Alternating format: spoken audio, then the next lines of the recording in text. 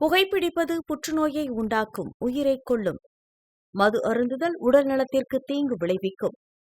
பாதுகாப்பாக இருப்பீர், மது அருந்திவிட்டு வாகனம் ஓட்டாதீர்.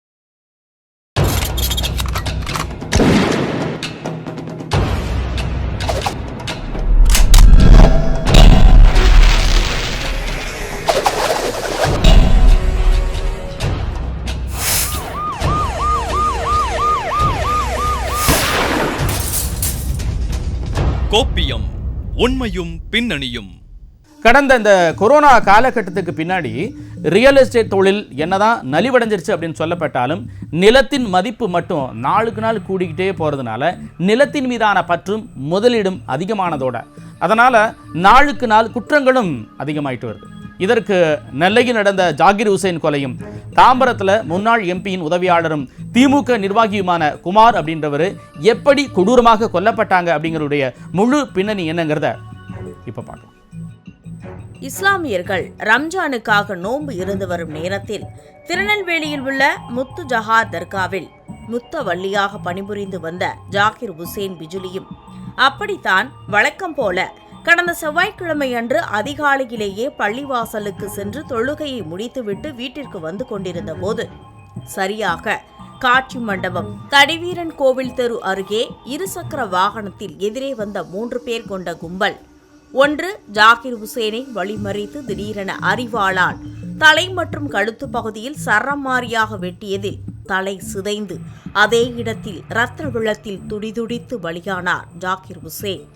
அந்த காலை வேளையில் பொழுது விடிவதற்குள் நடந்த இந்த படுகொலை சம்பவத்தால் அப்பகுதியே அதிர்ச்சியில் உறைந்து போயிருந்த நிலையில் இதுகுறித்து தகவல் அறிந்த திருநெல்வேலி மேற்கு மாவட்ட துணை ஆணையர் கீதா, உதவி ஆணையர் அஜித்குமார், டவுன் இன்ஸ்பெக்டர் கோபாலகிருஷ்ணன் உட்பட காவல்துறை உயர் அதிகாரிகள் சம்பவ இடத்தில் ஆஜராக்கினர். இதனையடுத்து உடலை கைப்பற்றி பரிசோதனைக்காக திருநெல்வேலி அரசு மருத்துவக் கல்லூரி மருத்துவமனைக்கு அனுப்பி வைக்கப்பட்டதோடு அப்பகுதியில் மேலும் அசம்பாவிதங்கள் ஏற்படாதபடி போலீசார் குவிக்கப்பட்டு வழக்கு பதிவு செய்து நடத்திய முதற்கட்ட விசாரணையில் நிலம் தொடர்பாக ஏற்பட்ட விரோதத்தில் ஜாகிர் ஹுசைன் கொலை செய்யப்பட்டிருக்கும் அதிர்ச்சி தகவல் வெளியானது. இதையடுத்து உடலை கைப்பற்றி பரிசோதனைக்காக திருநெல்வேலி அரசு மருத்துவக் கல்லூரி மருத்துவமனைக்கு அனுப்பி வைக்கப்பட்டதோடு அப்பகுதியில் மேலும் அசம்பாவிதங்கள் ஏற்படாதபடி போலீசார் குவிக்கப்பட்டு வழக்கு பதிவு செய்யப்பட்டது.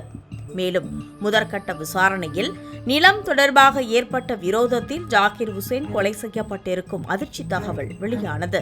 அப்பா நமாஸ் போயிட்டு வரும்போது ஒருத்தவங்க கழுத்தறுத்து வெட்டிட்டாங்க. யார் வெட்டினாங்கன்னு சொல்லி இவங்களுக்கும் தெரியும். இந்த கேஸ் ஒரு 2 மாசமா நடந்துட்டு இருக்கு. இவன் எங்க அப்பா மேல பிசிஆர் கேஸ் கொடுத்துருக்கான். இவன் ஒரு முஸ்லீம். எங்கள்கிட்ட எல்லா ஆதாரமும் இருக்கு. இந்த இன்ஸ்பெக்டரும் இந்த ஏசி கோபாலகிருஷ்ணனும் செந்தில்குமார்ட்டையும் எங்க அப்பா 3 மாசமா கம்ப்ளைண்ட் கொடுத்துட்டு இருக்காரு. அவங்க இவன்ட்ட காசு வாங்கிட்டு அவங்க கம்ப்ளைண்ட் எடுத்துக்கவே இல்லை. எங்க அப்பா எல்லா ப்ரூஃபும் அவரா கேட்டு எல்லாமே சப்மிட் பண்ணியும் அவர் எதுவுமே அதுக்கு பத்தி எதுவுமே எடுக்கவே இல்லை. இப்போ இது ஐஜி வந்தாதான் எங்க அப்பா ஃபேஸ்புக்ல போட்டுட்டு இருக்காரு, இவன் என்ன குரல் மேட்டர் கொடுக்குறான்னு சொல்லி. அப்பயும் ஒரு போலீஸும் கேர் பண்ணல. எங்க அப்பா எல்லாமே அப்டேட் பண்ணிட்டு இருக்காரு, இவங்க எல்லாம் யாருமே கேர் பண்ணல. எங்க அப்பா இப்ப இல்ல.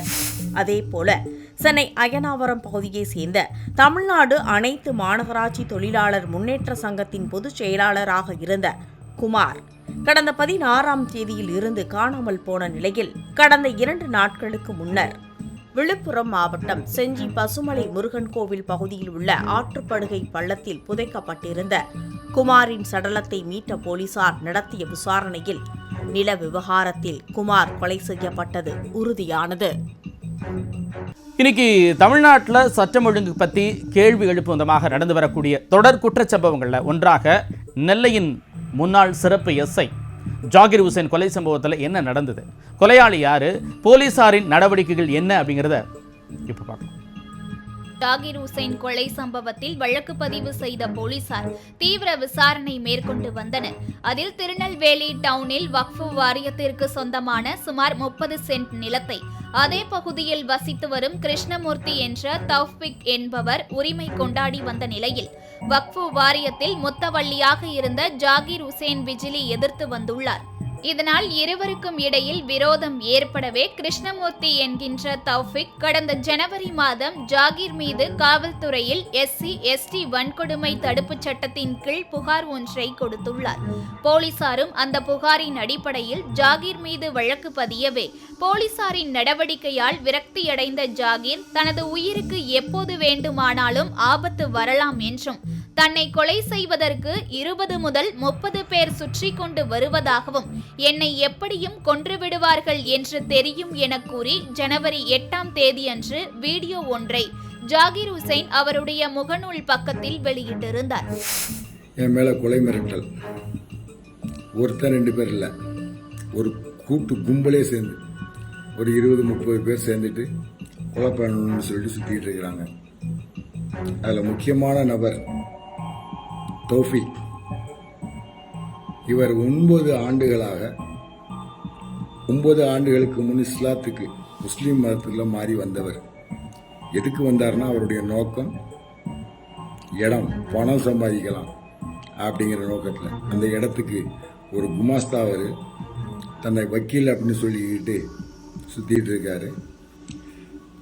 ஒரு இடத்துக்கு புரோக்கராக வந்தவர் இன்னைக்கு அந்த இடத்துக்கு ஓனருடைய பொண்ணை, அந்த இடத்துக்கு பாத்தியப்பட்டவங்க அந்த பொண்ணை வந்து இன்னொரு புருஷன்ட்ட இருந்து விவாகரத்தை வாங்க வச்சு இவர் கல்யாணம் பண்ணிட்டு இருக்காரு. இது வச்ச போட்ட ஃபோர்ஜரி டாக்குமெண்ட்ல அடமானம் வச்சு ஒரு 10 லட்சம் ரூபா செக் மோசடி வழக்கில் அவருடைய மனைவி நூருநிஷா கைதாகி 5000 ரூபாய் அபராதம் கட்டியிருக்காரு. 6 மாதம் சிறை தண்டனை அப்படின்னு சொல்லிட்டு இருக்காங்க. அதை மேல்முறையீடு அப்பீல் பண்ணியிருக்கிறாங்க. இந்த கொலை மிரட்டலுக்கு மிக முக்கிய காரணம் திருநெல்வேலி டவுன் காவல் ஆய்வாளர் திரு கோபாலகிருஷ்ணன், உதவி ஆணையாளர் திரு செந்தில்குமார், இந்த 2 பேரும் தான் இந்த கொலையை ஊக்குவிக்காங்க. நான் கொடுத்த கம்ப்ளைண்ட் எல்லாத்தையும் ஒன்று சேர்க்கறதே அவங்க 2 பேரும் தான். மிக முக்கிய பங்கு. இப்போ எனக்கு கொலை மிரட்டல் பயந்து ஓடிட்டு இருக்கேன். சாக போகிற நான் என்ன வேணாலும் பேச முடியும், பேசலாம். எப்படியும் கொண்டுருவாங்க அப்படின்னு தெரியும், பேசலாம்.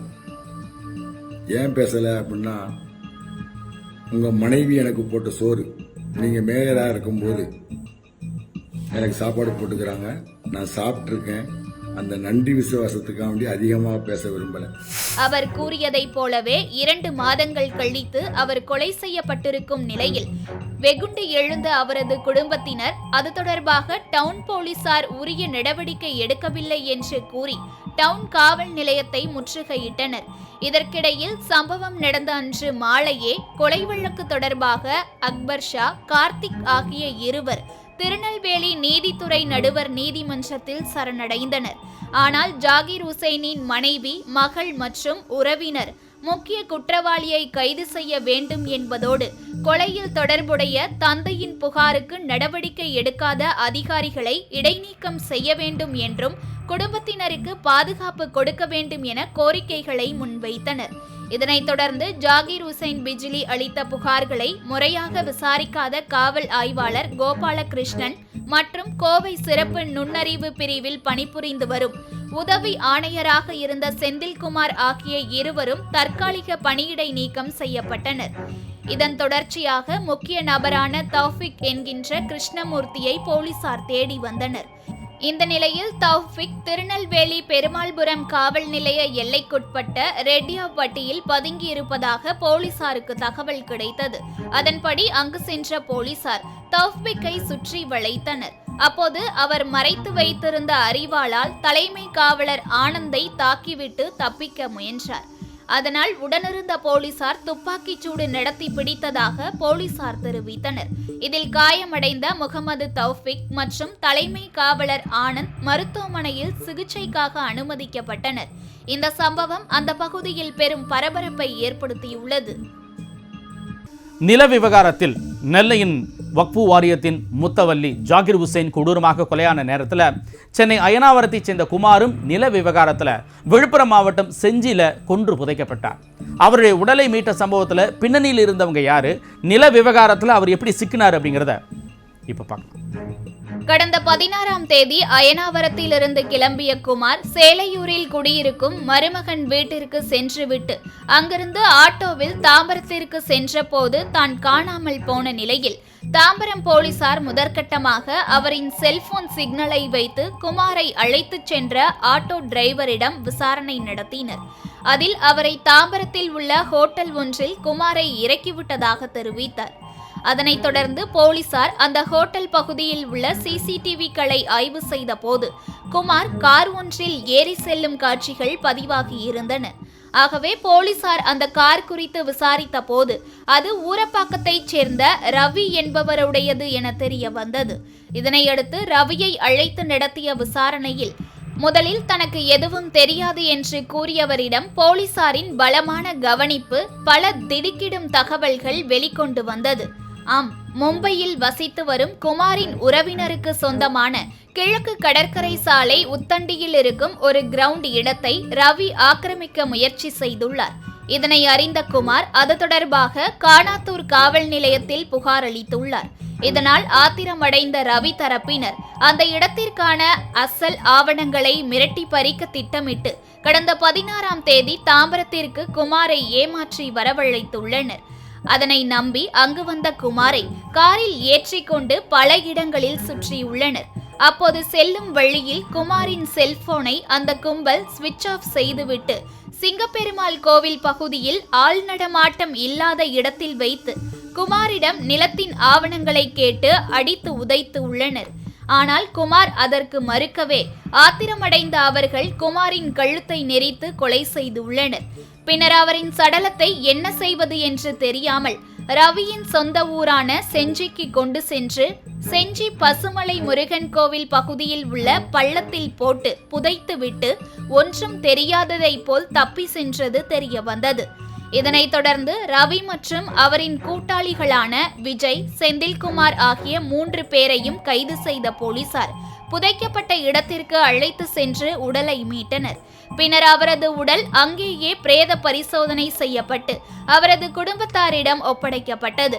பின்னர் அவர்கள் 3வரையும் நீதிமன்றத்தில் ஆஜர்படுத்திய போலீசார் சிறையில் அடைத்தனர். இந்த சம்பவம் ரியல் எஸ்டேட் வியாபாரிகளிடம் பெரும் அதிர்ச்சியையும் பரபரப்பையும் ஏற்படுத்தியுள்ளது.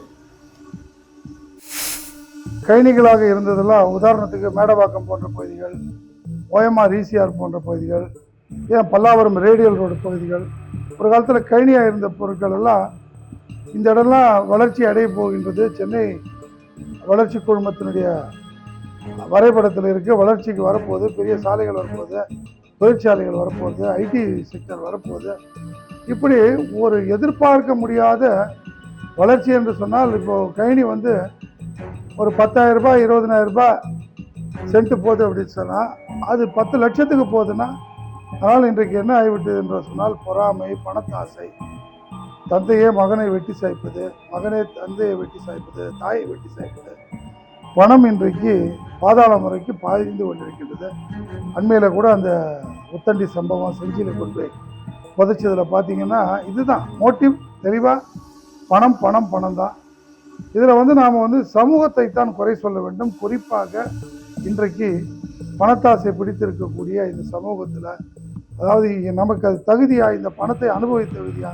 உதாரணத்துக்கு பார்த்தீங்கன்னா மேடவாக்கத்தில் சொல்லுவாங்க, கைனியை விற்று ஒரு அம்மா, வயசான அம்மா ஐடி ரைடு போடும்போது மூட்டை கட்டி வீட்டில் ஒரு கோணி சாக்கு போயிட்டு இருந்தான் 10 வருஷம் முன்னாடி.